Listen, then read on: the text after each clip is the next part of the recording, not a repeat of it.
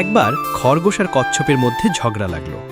খরগোশ বলল, তুমি খুব ধীর, আমি চাইলেই দৌড়ে তোমাকে হারাতে পারি। কচ্ছপ শান্তভাবে বলল, দেখা যাবে, চল একটা দৌড় প্রতিযোগিতা করি। তারপর তারা দৌড় শুরু করল।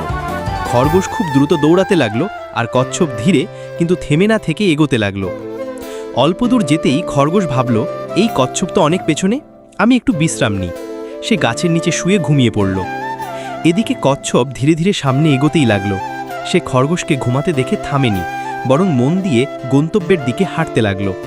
অবশেষে কচ্ছপ দৌড়ের শেষে পৌঁছালো। খরগোশ যখন ঘুম থেকে জেগে উঠল, ততক্ষণে কচ্ছপ জিতে গেছে। খরগোশ লজ্জিত হয়ে মাথা নিচু করল। কচ্ছপ হাসি মুখে বলল, ধৈর্য আর পরিশ্রমই আসল শক্তি।